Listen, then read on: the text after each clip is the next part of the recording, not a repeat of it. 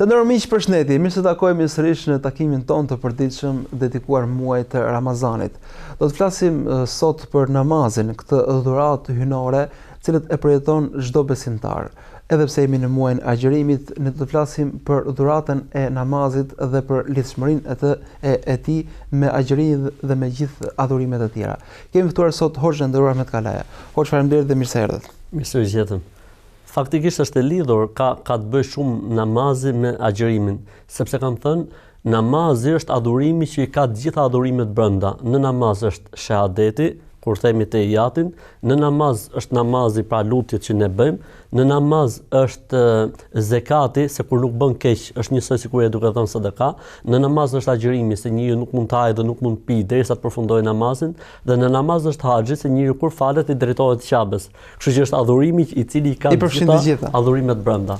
Ndërkohë ne kemi quajtur këtë takim dhurata e namazit, duke e kuptuar namazin si dhuratë hynore. Po ndërkohë namazi gjithashtu është obligim dhe detyrë për çdo besimtar. Si ta shohim më tepër, si një dhuratë apo si një obligim dhe si një ngarkesë për besimtarët? Faktikisht namazi duhet parë si një dhuratë nga Zoti për njeriu, sepse jo të gjithë njerëzit janë namazfalës. Domethënë namazi është një bekim nga Zoti që Allahu ja mundson atyre që i don shumë, sepse ke të bësh me një takim. Domethënë ti nuk mund ftosh në një takim vetëm se ata që i vlerëson, i do ose u ke hallën dhe nevojën.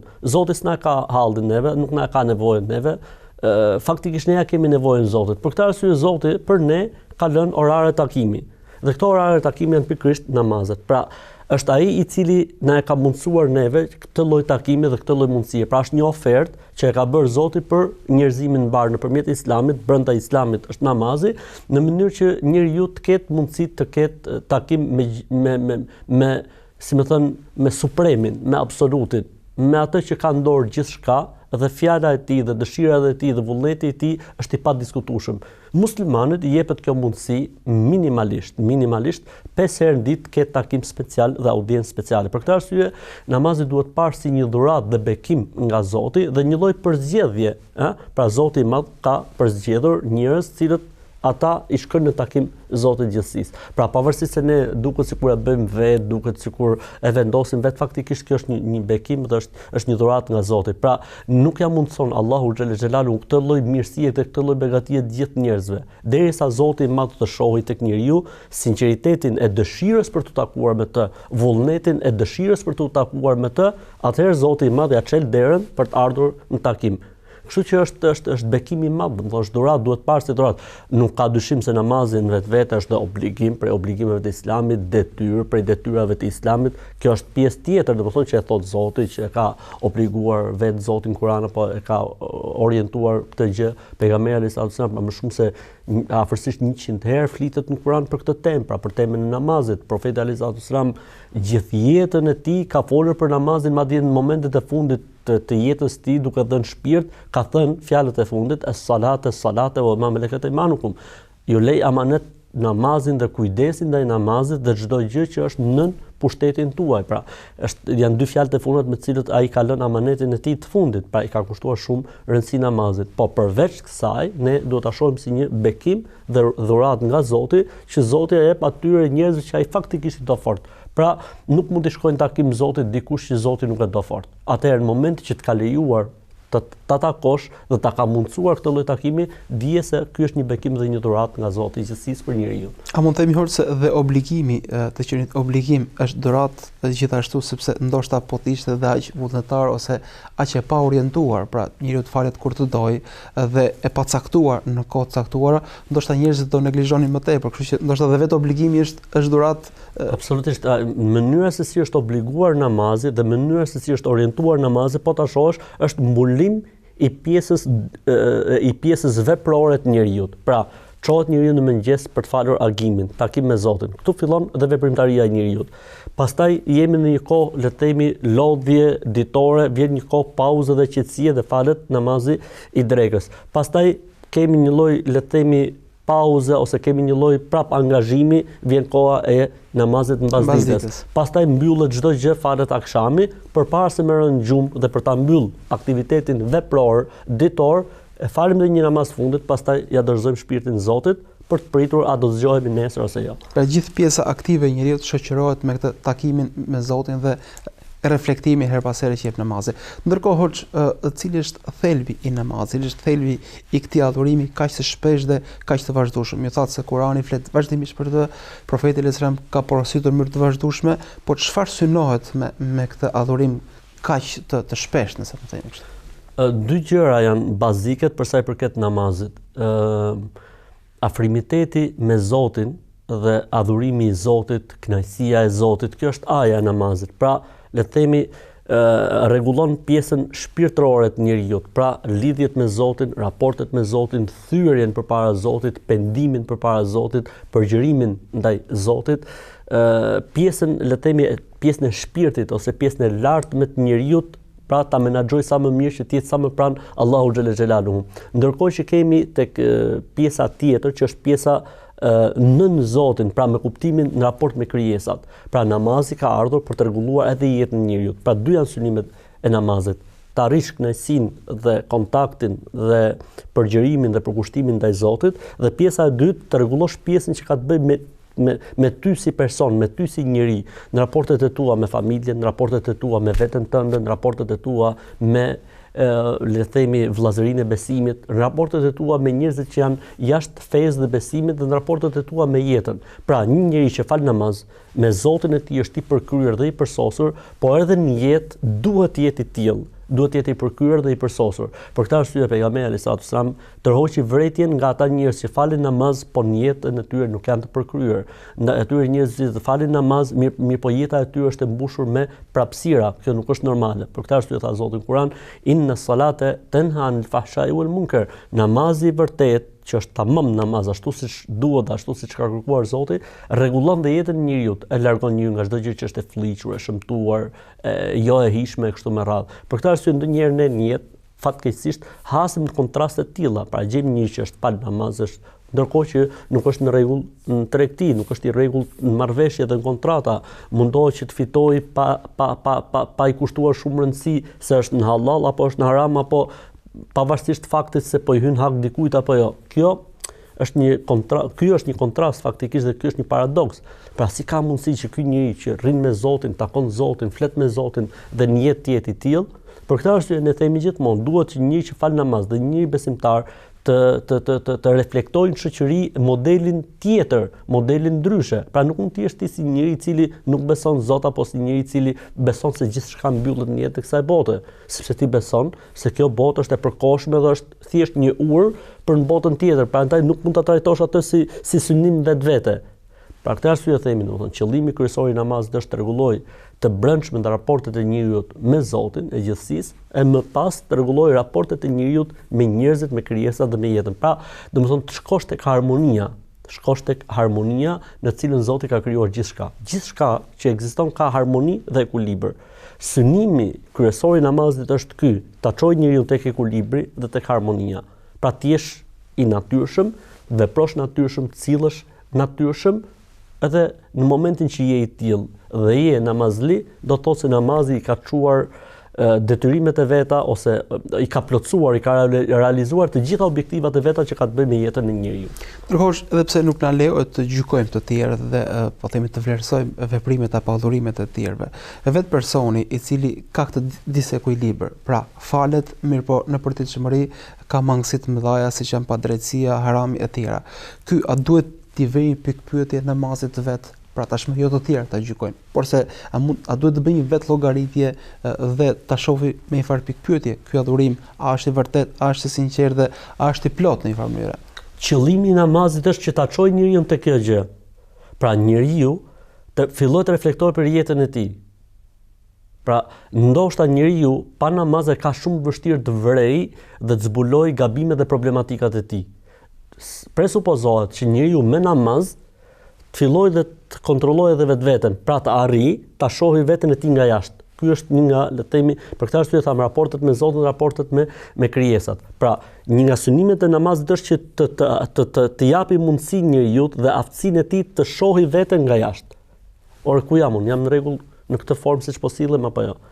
Sepse njeriu e ka shumë vështirë pa pas, domethënë, një një lidhje të tillë madhore me Zotin e gjithësisë, një përgjërim të tillë përpara Zotit, një thyrje është shumë e vështirë të kontrolloj vetveten e tij.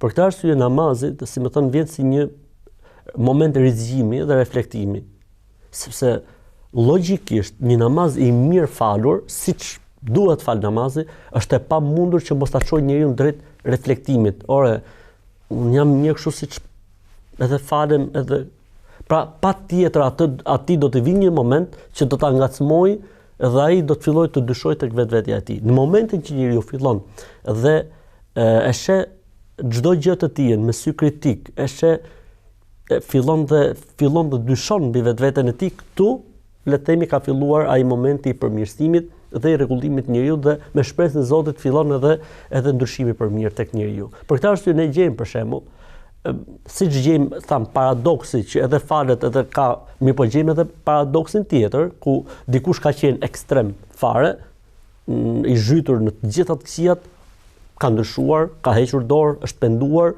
dhe domethënë habitesh se si ka mundësi një njeri të kalojë nga njëri cep në cepin tjetër, nga njëra anë në anën tjetër, si ka mundësi.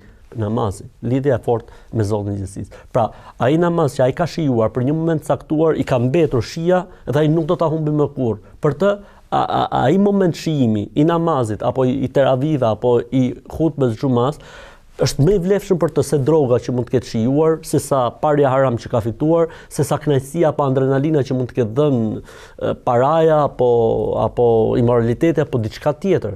Gjeti në namaz diçka që nuk e gjeti askund tjetër. Edhe kjo e ka bërë që t'i lej anash gjitha dhe të kthehet në rrugën e Zotit. Pra gjejmë edhe këtë model. Pra namazi shërben për rizgjim, namazi shërben për të gjetë një lloj kënaqësie dhe një lloj rahatie që s'krahasohet me asgjë tjetër dhe njeriu nuk do ta humbi më. Kisha një rast domethënë, vjen dikush, po më thoshte një miku im dje, thotë kemi ardhur dikur një nga namazet me një person i cili domethënë nga perëndimi, domethënë kishte ardhur në Shqipëri prej diasporës shqiptare dhe tha nuk ishte futur ndonjëherë, ishte një grup. Tha nuk ishin futur ndonjëherë në xhami. Edhe thashun, u falët, po u falëm, thash çfarë than ata domethënë, thjesht për kuriozitet. Njëri prej tyre tha, po i thoshte shokëve të tyre, ora nuk kam përjetuar disa momente sot që nuk i kam përjetuar asnjëherë, flitet për njerëz, le të themi milionerë, miliarderë, pra njerëz që kishin ardhur dhe për të parë Shqipërinë nga që shkëputur për një kohë gjatë dhe kishte marrë malli, kishin dëgjuar shumë për Shqipërinë dhe kishin bërë, si më thonë, një explore gjithë Shqipërisë. Ora thotë, çfarë, domethënë, deri në jetën time, sa jam bërë kaq kam ndier diçka që s'kam ndier ndonjëherë në jetën time. Pra e kuptoj diferencën e asaj që të ofron namazi, e shijes që le namazi. Ndërkohë ju thatë se namazi është takim me Zotin spaku 5 herë në ditë dhe pikërisht ky takimi 5 herë në ditë për dikë duket shumë dhe ka jo pak njerëz që janë besimtar, madje janë të agjërueshëm, por se ky adhurim, pra ky obligim 5 herë në ditë ju duket diçka e pamundur për ta praktikuar dhe për ta bërë pjesë të jetës së tyre. Këtyre çfarë mund të themi? A duhet që ta kuptojnë kështu për namazin 5 herë në ditë apo mund të fillojnë fillimisht me një takim së paku javor siç është namazi i xumas apo a ka forma të tjera? Tani për këtë arsye ne thamë domethënë varet se si e sheh njeriu. Në momentin që e sheh si një detyrim që duhet shlyer, mund të duket edhe shumë. Në momentin që është i mbushur me dashuri, duket pak. Për këtë arsye gjejmë ne për shembull profetin alayhis salatu selam, i cili fale aq shumë sa që nuk i ndjente këmbët dhe i enjteshin. Dhe i thoshte nëna besimtar, po pejgamberi i Zotit, po pse mund të mbeten kaq shumë? A nuk ti ka fal Zoti ty të gjitha gjunaat dhe mëkatet? Thoshte, jo, unë thjesht jam duke treguar mirënjohje ndaj Zotit tim dhe falenderoj. Mirënjohje që i jepte pasaj dhe kënaqësi. Për këtë arsye thoshte një rast tjetër, Zoti thoshte, lumturimin tim në këtë botë dhe kënaqësinë time në këtë botë e ka fshehur në faljen time. Ose i thoshte Bilalit, rihna bihaja Bilal, thirrej kametin që të qetësohemi pak, se u lodhëm, u kputëm, si më thënë. Aty gjente prehjen, aty gjente qetësim. Pra varet se si njeriu e sheh. Unë them diçka për shembull. Një njeri që e don fort, po e don. A velesh nga takimi me të i herë, 2 herë, 3 herë, apo ke qeftëri gjithë ditën me të? Jo, unë kam qeftëri gjithë ditën me të. Pse më kënaq muhabeti, vetëm se mirësi shoh te ky njeri ose frymëzim. Kjo është. varet se si e sheh Zotin. Pra do të ndryshojmë këndvështrimin nëse e sheh Zotin me dashuri dhe si burimin më të rëndësishëm të qetësisë, të rehatisë, të prehjes, të mbulimit të hallëve, të zgjidhjes problemeve, nëse e sheh me dashuri dhe me mall, s'ngopet njeriu duke fal namaz. Nëse e sheh njeriu si një obligim që duhet shlyer, po, mund të duhet edhe shumë, por faktikisht me logjik, po ta analizosh, namazi nuk është shumë, sepse bëhet fjalë për 25 minuta gjatë gjithë ditës në 24 orë. Tani llogaritë se sa i bie, domethënë sa përqind kohës ka kërkuar Zoti prej nesh. 24 minuta në 24 orë. Unë po them ekstreme, sepse mund të shkojë edhe më pak. Madje njeriu mund të marrë edhe vetëm farzet, për shembull le të themi, për shembull, 2 farzet e sabaut, 4 farzet e drekës, sa u bën 6. 4 farzet e ikindis, 10. 3 farzet e akşamit, 13, 4 farzet e yacis, 17. Le të themi sikur njeriu t'i japë nga 1 minutë çdo farzi, pra çdo rekati 17 minuta. Pa ka njerëz që ndoshta edhe falen më shpejt se sa 1 minutë në rekat. Ka njerëz që japin një rekati gjysmë minuti. Pra i bie për shembull le të themi 17 i bie 8.5 minuta gjatë gjithë ditës. Pra Zoti i Madh ka dhënë 24 orë. Shumëzojnë minuta sa dalin. Nga kjo shumë, ty Zoti të kërkon 8.5 minuta. Dhe këto 8.5 minuta duken shumë, ndërkohë që ne nuk e kemi fare për shumë, të ulemi me dikë që të pim një kafe 1 orë, këtu pi kafe. 1 orë duke pi çaj. 1 orë e gjysmë duke pa një ndeshje televizori. 40 minuta apo edhe më shumë duke ndjekur një serial. Ku e di unë 30 minuta një edicion lajmesh. Dhe na duket shumë ose një debat televiziv shterp mes politikanëve që zgjat 2 orë, 3 orë, edhe një takim me Zotin, pra nuk është logjikisht nuk është shumë. Çfarë kushton njeriu që kur zgjohet nga gjumi pikë mëngjesit, ti kushtoj 2 minuta apo 3 minuta Zotit gjithësisë. Ku është problemi? Njëri i cili në mes të ditës, pasi është lodhë, është kput, ka nevojë për një moment relaksi, do të qetësoj të hajë diçka ose kështu të fali 4 rekat për Zotin gjithësisë. Njëri i cili përpara se të nisi aktivitetin e masditës fal një 4 rekatësh. Njëri i cili në momentin që mbyllet gjithçka dhe fillon nata të mbulojë me pluhurën e saj gjithçka, i fal 3 rekat për Zotin që ja mundsoi edhe këtë natë për të jetuar.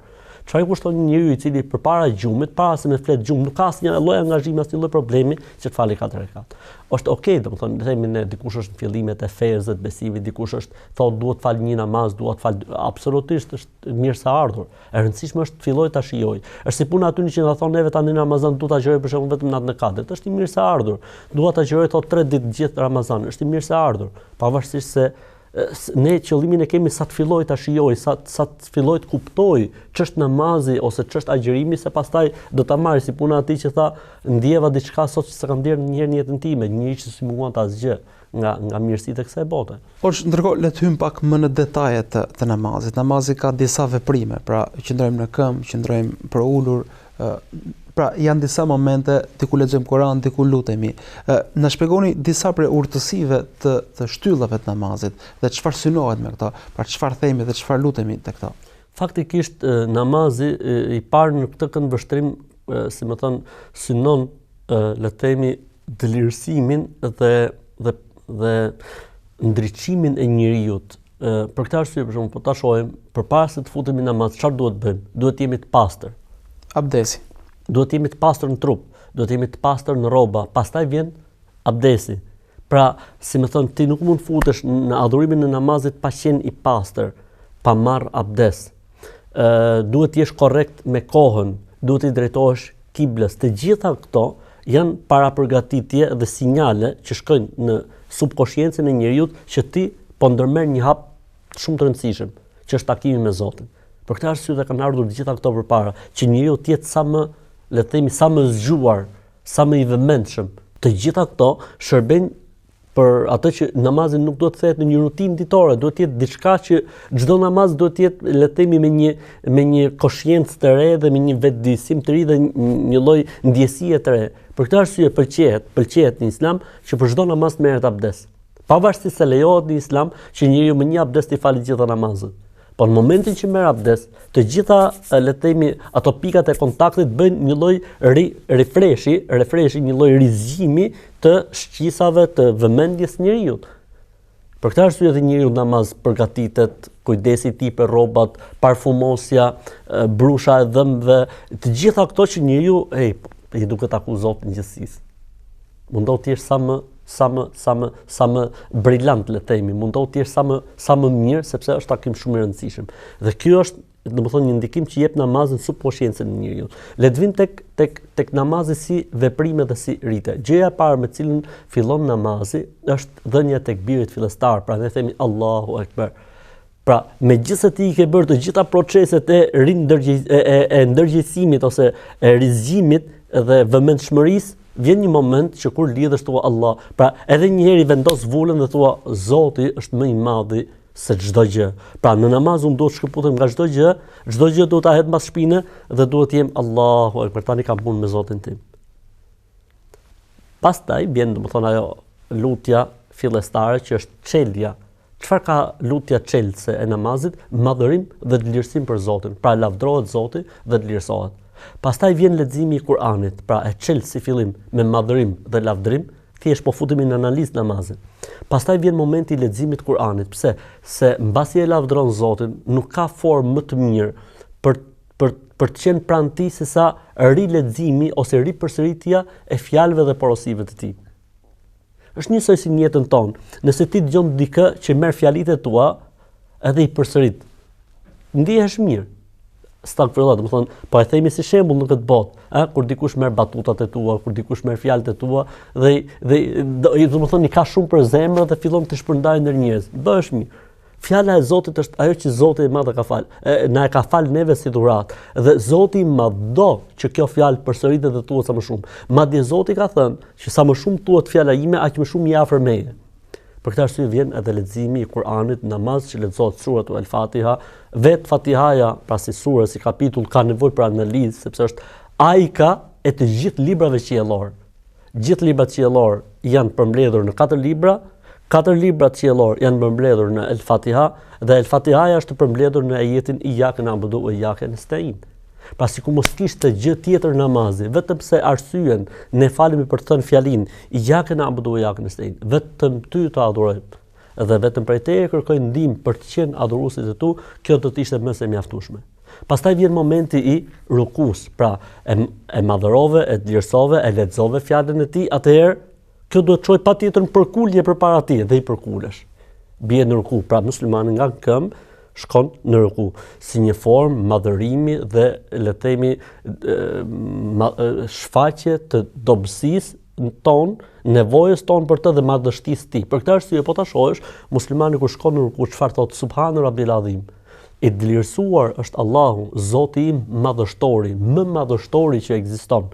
Pra, më madhështori i bjet në ruku, ulesh përpara tij. Për këtë arsye në Islam nuk mund të bish në ruku, nuk mund të përkulesh as edhe me shenjë, as kujt.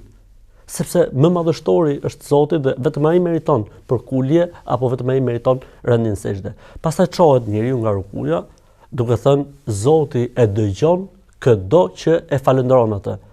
Pastaj shkohet në sejdë duke thënë Allahu Akbar. Sejdja është momenti më i lartë i namazit, pavarësisht se kështu duket sikur është momenti, si më thon, më i ulët, le të themi në fasad. Faktikisht është momenti më i lartë. Për këtë arsye, çfarë thon?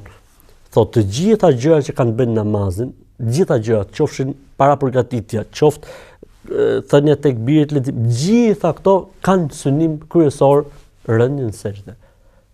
Sesa është momenti që njeriu është më pranë Zotit, momenti që njeriu ngrihet shumë tek Zoti, momenti që njeriu bën dallimin mes tij dhe iblisit. Iblisi nuk pranoi të bjerë në sejdë, ndërsa ne i bijmë sejdë Zotit gjithë të herë në ditë. Pra është momenti që njeriu është më pranë Zotit. Pastaj kështu përsëriten këto, diku përsëriten 2 herë, siç është koha e sabahut, apo bashkë me synetet 4 herë, diku tjetër përsëriten 4 herë, siç është rasti i drekës, apo bashkë me synetet 10 herë, diku tjetër përsëriten 4 herë, siç është rasti i kindis, apo bashkë me synetet 8 herë, apo diku tjetër 3 herë, siç është rasti i akşamit, apo bashkë me synetet 5 herë, apo diku tjetër, le të themi 9 herë, siç është rasti i yatsis, bashkë me synetet dhe me vitrin, apo 4 herë, siç është vetëm rasti i farzit. Ndërkohë gjejmë në histori njerëzore se mbretër të ndryshëm, udhëheqës të ndryshëm kanë nxjerrë protokolle të ndryshme të përkuljes ndaj tyre.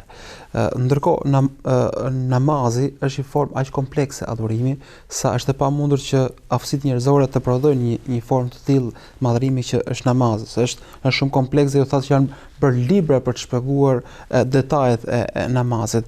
Ndërkohë profeti alayhis salam ku e pa këtë mënyrë adhurimi, kush ja mësoi, pra si është historia e këtij kompleksi madhërimi që i dedikohet vetëm Zotit. Allamahu shadidul quwa dhu mirratin fastaw. Çdo gjë që e ka thënë profeti, e ka thënë nëpërmjet Zotit gjithësisë. O ma yantiqu anil hawa, ai nuk flet asgjë nga vetja e tij. Pra, forma e namazit që i është dhënë pejgamberit alayhis salam ka qenë forma e gjithë pejgamberëve përpara tij. Forma që ja ka mësuar vetë Xhebrail Emini, kur themi ne, siç thuhet në gjuhën popullore. Pra, vetë meleku i lartë, Xhibril alayhis salam.